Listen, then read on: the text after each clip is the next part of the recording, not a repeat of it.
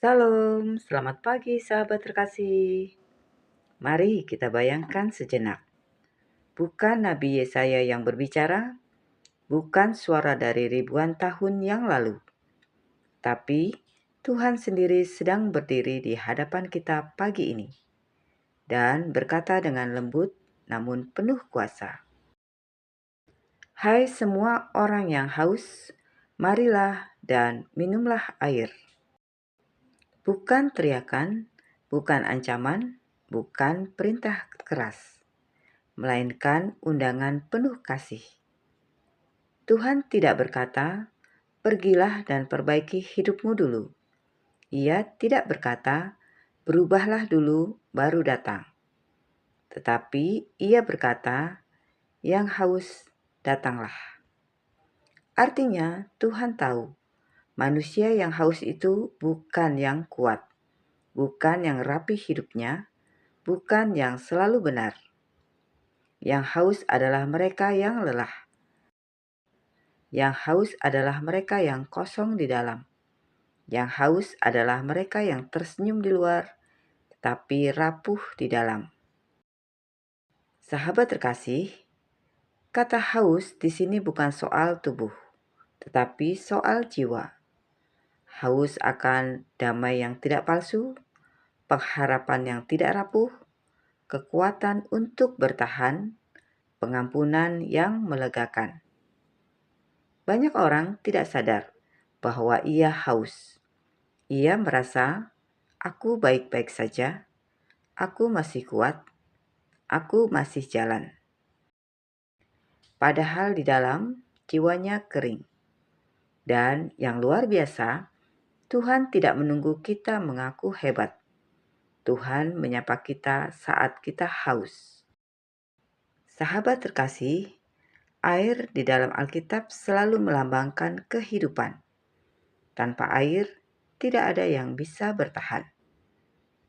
Air dalam Yesaya 55 ayat 1 bukan air biasa, melainkan kehadiran Tuhan, firman yang menghidupkan, damai yang menyegarkan, Roh Kudus yang memulihkan. Tuhan seperti berkata, "Yang kamu cari di dunia sebenarnya hanya bisa kamu temukan di dalam Aku." Sahabat terkasih, ada bagian yang paling mengguncang. Marilah membeli makanan tanpa uang dan minuman tanpa harga.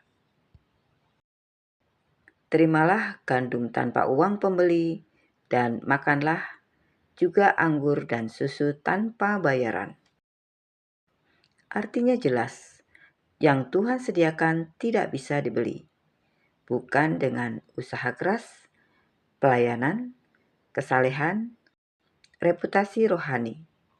Karena kalau bisa dibeli, orang kaya yang paling tenang. Kalau bisa dibeli, orang sukses yang paling damai. Tapi kenyataannya tidak.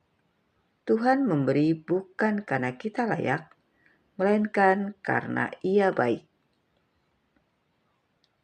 Sahabat terkasih, di ayat ini ada dua simbol penting. Yang pertama, makanan, yaitu firman Tuhan yang memberi kekuatan, arah, dan keteguhan. Yang kedua, minuman, yaitu Roh Tuhan yang menyegarkan, menghibur, dan menenangkan. Artinya, Tuhan tidak hanya ingin kita bertahan hidup, tetapi hidup dengan penuh. Sahabat terkasih, ada seorang wanita bernama Nina. Hidupnya terlihat baik-baik saja. Pekerjaannya stabil, keluarga utuh, aktif di gereja. Tapi setiap pagi, ia bangun dengan rasa berat. Ia tidak bisa menjelaskan kenapa. Suatu hari, ia duduk sendirian, membuka Alkitab, dan membaca Yesaya 55 ayat 1. Ia berhenti lama, bukan karena ayatnya sulit, tapi karena ayat itu membaca hidupnya. Ia berkata dalam hati, "Aku ternyata haus, tapi selama ini aku sibuk minum dari sumber yang salah. Hari itu ia tidak melakukan doa panjang. Ia hanya berkata, "Tuhan, aku datang." Dan pelan-pelan, bukan hidupnya yang langsung berubah, tetapi hatinya yang dikuatkan. Karena air Tuhan tidak selalu mengubah keadaan, tapi selalu mengubah jiwa yang haus. Sahabat terkasih, mari kita bertanya kepada diri kita, apakah akhir-akhir ini kita lelah tanpa sebab jelas? Apakah kita sibuk tapi tidak tenang? Apakah kita kuat di luar tapi kosong di dalam? Kalau ya, ini bukan tanda kita gagal. Itu tanda jiwa kita haus.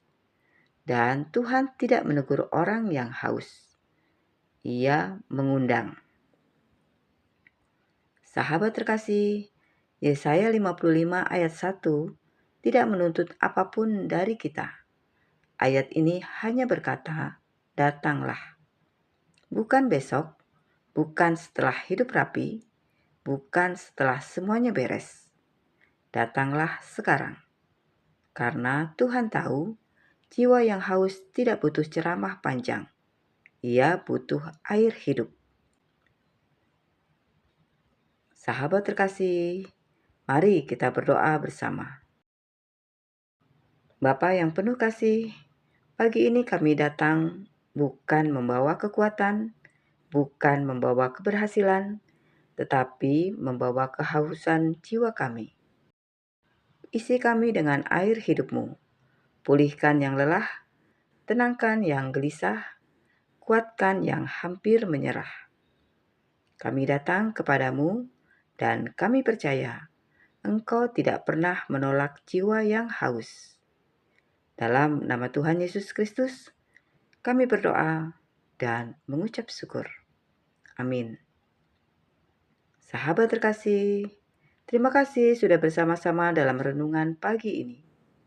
Kiranya renungan pagi ini memberikan kekuatan dalam hidup kita. Sampai jumpa di renungan pagi berikutnya. Selamat beraktivitas. Tuhan Yesus memberkati.